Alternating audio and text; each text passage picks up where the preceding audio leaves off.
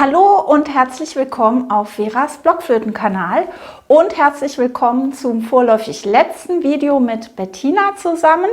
Leider sind diesmal ziemlich schlimme Sachen passiert mit unseren Blockflöten. Eine Blockflöte habe ich zu heiß gewaschen, die ist ganz klein geworden.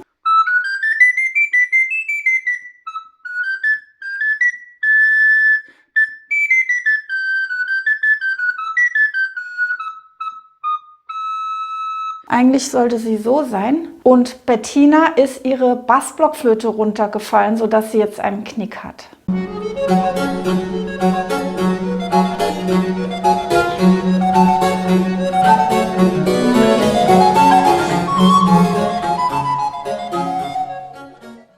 Nein, das war natürlich nur Spaß.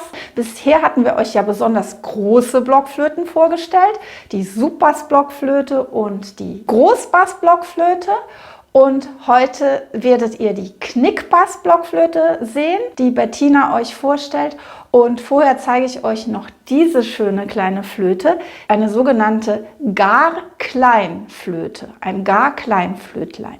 Ja, warum heißt die so? Die wurde von Michael Praetorius so genannt, der im 17. Jahrhundert gelebt hat und zwischen 1614 und 1619 wichtige musiktheoretische Schriften für uns hinterlassen hat, nämlich sein Syntagma Musicum in 3 Bänden, und in dem zweiten Band davon hat er uns das gesamte Instrumentarium der damaligen Zeit beschrieben. Also alle Tasteninstrumente, Streichinstrumente, Blasinstrumente, alles, was es gab. Und daher stammt auch diese wunderschöne Abbildung aller damals existierenden und gespielten Blockflöten. Und da seht ihr in der Reihe des ganzen Blockflöten-Ensembles, seht ihr ganz rechts diese ganz kleine Flöte, und die hat er ein gar kleines Flötlein genannt. Und diese gar kleine Flöte, so wie man die heute nennt, ist also sehr klein, das seht ihr. Also ich habe hier eine Sopran-Blockflöte und das ist das gar klein Flötlein. Das klingt genau eine Oktave höher als die Sopran-Blockflöte.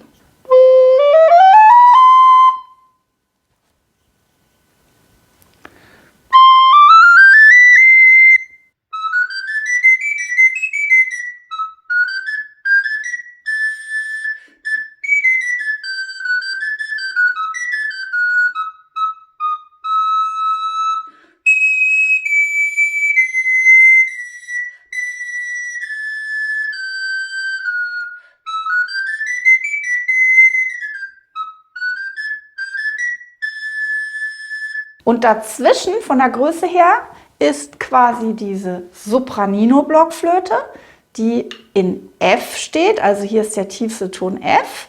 Die ist also eine Oktave höher als eine Altblockflöte. Und die ist so eben dazwischen von der Tonlage her. Hier nochmal die Sopran, dann die Sopranino. Erstmal die Löcher suchen. Das war also C, F. Ja, die ist eine Quarte höher. Und das Gar-Klein-Flötlein. So, was macht man mit so einem Gar-Klein-Flötlein? Damit kann man auch wieder im Ensemble spielen. Sie wird relativ selten eingesetzt, sie ist natürlich sehr piepsig, aber damit kann man mal die erste Stimme, die sonst von der Sopranblockflöte im Blockflötenensemble gespielt wird oder im Blockflötenquartett, die kann man dann oktavieren, also eine ganze Oktave höher spielen. Zum Beispiel, wenn man ein Stück ein paar Mal wiederholt, so als Effekt kann man dann mit der Gar-Klein-Flöte mitspielen. So, soweit zur kleinsten Blockflöte, die wir so kennen. Diese gehört übrigens auch Bettina. Ich besitze selber leider keine, weil man sie eben auch wirklich selten einsetzt.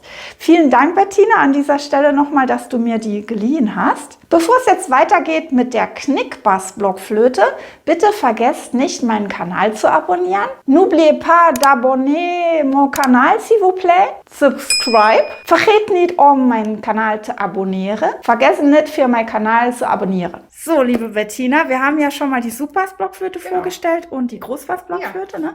Und jetzt hast du für uns die Bassblockflöte, allerdings in einer anderen Form als dein Bass, nämlich ohne Anblasrohr mit einem Knick, ein Knickbass. Genau, also ich zeige euch mal kurz die normale Bassblockflöte. Kannst du also nicht knicken. Und tada, da ist der. Da sieht man schon den Knick, ne? Genau. Hier genau. stimmt was Da ist der Knick. Das ist das Mittelteil. Theoretisch kann man den Knick auch abmachen. Dann hat man nur sowas. Dann ist das Knickteil, das sitzt einmal hier drauf. Und da ran kommt dann hier das Kopfteil. Ganz normale Blockflöte, zeig das mal für diejenigen, die das nicht glauben. Hier, na, man sieht es, doch, man sieht es, hier ist ein bisschen andere Farbe vom Holz. Da ist der Block reingesetzt. Genau. Das ist also wirklich eine Blockflöte. So, dann haben wir das soweit da. Und dann fehlt noch der Fuß. Ja, und du erzählst uns gleich, was das für Klappen sind alles, ne? Ja, genau, ich mache den erstmal zusammen. So, und jetzt mache ich da kurz noch einen Haltegurt, dann muss ich den nämlich nicht immer in der Hand halten. Ist die schwer, die Blockflöte? Ich finde so, also so auf Dauer spielen möchte ich nicht. Ich glaube, es ist auch ein schwereres Holz, Kirschholz. Kirsche, Kirsche. Das ist Berlin. In Berlin ist das manchmal nicht so ganz unterschiedlich. Gut, hier habe ich so einen kleinen Haken, der kommt hier ran. Zeig mal eben, ich habe den auch. Meine Bassblockflöte ist eben nicht geknickt. Jetzt zeigen wir mal den Längenunterschied, wenn du die mal so daneben hältst. Ja. So. Eigentlich ist sie ja gleich lang, bloß bei dir. Genau, durch den Knick geht's. Genau, und deswegen kann ich aber ohne Anblasrohr hier reinpusten. Und bei dem anderen braucht man. Ich müsste dann hier oben reinpusten, beziehungsweise ich kann das auch abmachen.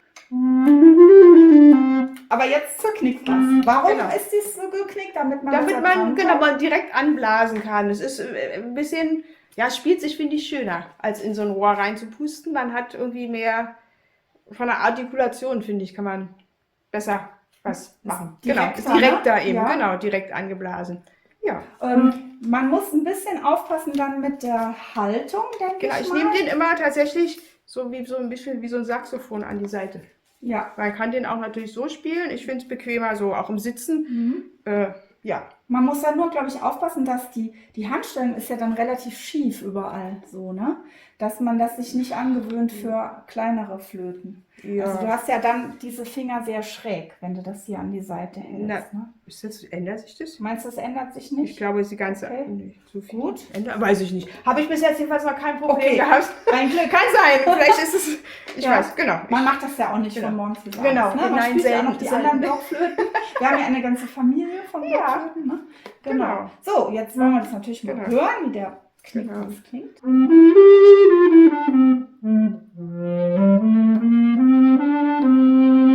Sehr schön. Und nochmal für diejenigen, die vielleicht gar keine Bassblockflöte kennen.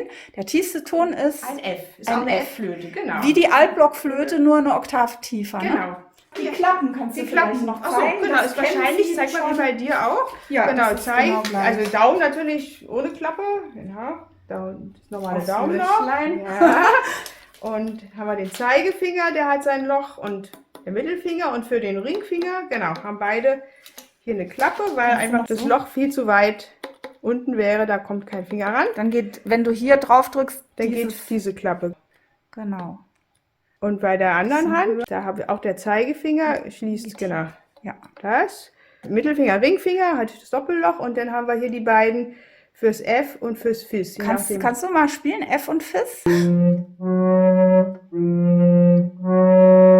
Super! Ist das jetzt einfacher, als wenn man ein Doppelloch hat, oder schwieriger? Oder egal? Ist egal, glaube ich. Du bist ja eh versiert auf all diesen Flöten, groß, klein. Du hast als kleinste auch eine Garklein. Genau, das kleinste Flötlein, was es überhaupt gibt. Ja. Genau. Und du hast eine Subbassblockflöte, die haben wir ja schon mal in einem anderen Video vorgestellt. Und die ist ja, wie groß? 2 Meter. 2 Meter, ne? 2 Meter, genau. Die ist dann eine Oktave tiefer als der Bass. Ja, aber dieser normale F-Bass hier, dieser Knickbass, den wollen wir euch jetzt auch mal hören lassen, ne?